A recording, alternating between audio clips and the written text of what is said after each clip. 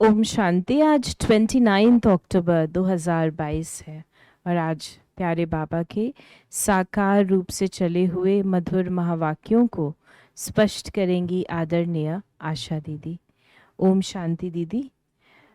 बाबा ने कहा, मीठे बच्चे, हीरे जैसा जीवन बनाने वाले बाप को बहुत खुशी खुशी से याद करो तो जंख निकल जाएगी। बाबा ने हम बच्चों को ये एहसास कराया है कि देखो तुम्हारे अंदर कितनी आत्मा पर जंग चढ़ी हुई है। इतनी जंग चढ़ी हुई है जिसको साफ करने के लिए मेहनत है। तो बाबा ने कहा कि मुझे याद करो तो ये जंग तुम्हारी मिटती चली जाएगी। प्रश्न है, माला का दाना कौन बनेंगे, उसका पुरुषार्थ क्या है? माला का दाना वही बनेंगे जिसे अंत में कुछ भी याद न पड़े। ऐसे बच्चे जो कर्मातीत अवस्था को पाएंगे वही माला का दाना बनेंगे। नेचुरल है, जो पढ़ाई बाबा पढ़ाता है वो कर्मातीत बनने के लिए। तो जो बच्चे अच्छी तरह पढ़ाई पढ़ेंगे, कर्मातीत स्थिति को प्राप्त करेंगे, वही बाबा की माला का दाना बन सकते हैं। कोई बहुत धनवान है, अनेक कारखाने आदि हैं, तो वो सब भूलना पड़े। किसी में भी ममत्व न रहे, मेरा मेरा न हो। बस ये भाई आत्मा है, ये रूहानी कनेक्शन है और कोई कनेक्शन नहीं। ऐसे रूहानी कनेक्शन रखने वाले, सब कुछ भूलने वाले बच्चे ही माला में आ सकते हैं।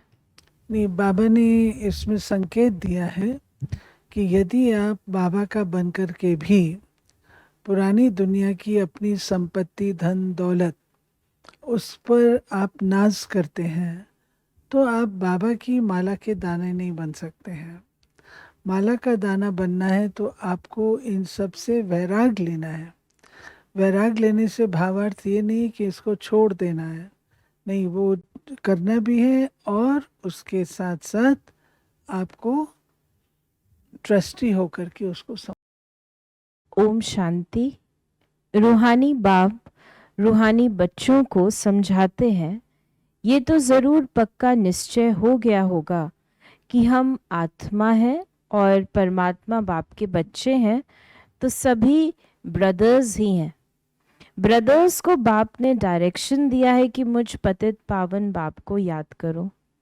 तो याद करते हो या बुद्धि का योग कहाँ और जगह भटकता है? माया भटकाएगी ज़रूर, न चाहते हुए भी तुम्हारी बुद्धि कहाँ न कहाँ भागती रहेगी। बच्चों के अंदर चलना चाहिए कि बाबा ने हमको सृष्टि चक्र का ज्ञान दिया है, 84 जन्मों की कहानी पढ़ाई है। ये 84 का चक्र पूरा हुआ है। हम फिर से घर जाते हैं। अनेक बार हम याद की यात्रा से पवित्र बन करके घर गए हैं। तुम्हारी बुद्धि में आता है हम सब भाई भाई हैं, इसमें जिस्म की कोई बात ही नहीं है। तुम जिस्म को याद नहीं करो, सिर्फ हम आत्मा है। बाबा ने ज्ञान दिया कि तुम आत्माएं हो, आपस में भाई भाई हो।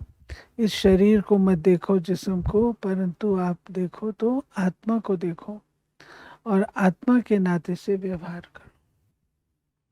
ये पारलौकिक बाप सम्मुख बैठ करके समझाते हैं, बच्चों में परम धाम से तुम बच्चों के पास आया हूँ ड्रामा के प्लान अनुसार। क्यों आया हूँ? तुमको वापस ले जाने के लिए। अभी तुम पतित विकारी हो गए हो, जन्म जन्मांतर विकार से ही पैदा हुए हो, इसलिए भ्रष्टाचारी कहा जाता है। तो हम भ्रष्टाचारी से श्रेष्ठाचारी कैसे बने, ये बाप समझाते हैं। बच्चे, मुझे याद करो तो पवित्र श्रेष्ठाचारी बन जाएंगे। दो युग हम लोग श्रेष्ठ संस्कारों वाले होते हैं। द्वापर और कलयुग में माया रावण के कारण से अपना श्रेष्ठाचार हमारा समाप्त हो जाता है और भ्रष्टाचारी बन जाते हैं। बाबा भ्रष्टाचारी उसे कहते हैं जो 5 विकारों के चंगुल में आ जाते हैं। क्योंकि हम 5 विकारों के चंगुल में आ जाते हैं तो बाबा कहता है कि फिर तुम भ्रष्टाचारी बन जाते हो, तो मुझे तुमको श्रेष्ठाचारी बनाना है, जिसके लिए तुम्हें मुझे ही याद करना होगा। इस याद में तुम सब कुछ कर सकते हो, ऐसे नहीं कि धंधा धूरी नहीं कर सकते। बाबा ने कहा, बाबा तुम बच्चों को टाइम तो देते हैं, सिर्फ 8 घंटा मुझे याद करो। बाबा कहते हैं कि और कोई उपाय नहीं है, उपाय केवल यही है कि मुझे याद करो, और मैं तुमको कहता हूँ धंधा धोरी भी करो और 8 घंटा मुझे याद करो। जैसे बाप विचार सागर मंथन करते हैं, ऐसे तुम बच्चों को भी मंथन करना सिखलाते हैं। करण करावन हार है ना, तो तुमको करके ही सिखलाते हैं। पुरुषार्थ करते करते तुम्हारी विजय माला बन जाएगी। सतयुग त्रेता में भी जो आते हैं वो विजयी होते हैं। देखिए, विजय माला में आने के लिए विजय के संस्कार चाहिए। माया से जब हमारी लड़ाई होती है तो उसमें हारना नहीं है, जीतना है। जितने विजय पदक हम प्राप्त करेंगे उतने विजयी माला में समीप आएंगे। तुम्हारा घर स्वीट होम, साइलेंस होम है। दूसरा कोई भी अपने घर को नहीं जानता है। वो तो कह देते हैं हम लीन हो जाएंगे, जैसे सागर में बुदबुदा निकलता है फिर उसी में समा जाता है। तो बाबा ने कहा, परंतु तुम जानते हो अभी आत्माएं शांति धाम में ज़रूर जाएंगी। बाकी हर एक आत्मा को अपना अपना पाठ मिला हुआ है। हमारा गंतव्य है परम धाम लौटना। परम धाम लौटने के लिए अशरीरीपन का अभ्यास और आत्मिक स्थिति में अपने जीवन को चलाना, वो है। और उसके बाद फिर हम जो पढ़ाई पढ़ रहे हैं उससे हमारे सत्युगी संस्कार बनते हैं, राजाई के संस्कार बनते हैं, जो फिर हम सत्युगी दुनिया में आते। आधा कल्प तुम सुख धाम में रहते हो, आधा कल्प दुख धाम में रहते हो। इसको कहा जाता है दूरांदेशी। तुम्हारी बुद्धि अभी बहुत दूर दूर जाती है। हम आत्मा स्वीट होम ब्रह्मांड के रहने वाले हैं। बाप इस मनुष्य सृष्टि का बीज रूप है। तो बाबा ने कहा क्योंकि वो नॉलेजफुल है, उनको झाड़ की नॉलेज है। बाबा बीज रूप है और बाबा नॉलेजफुल है। नॉलेजफुल इसीलिए क्योंकि वो बीज रूप है, उसके अंदर सारे झाड़ की नॉलेज है, एक एक पत्ते की नॉलेज। तो बाबा कहते हैं ये ख्याल रखो कि पिछाड़ी में कुछ भी याद न आए। जो अर्पण किया हुआ है वो भी याद नहीं आना चाहिए। बाप कहते हैं मैं ऐसी कोई चीज़ नहीं लेता हूँ जो रह जावे।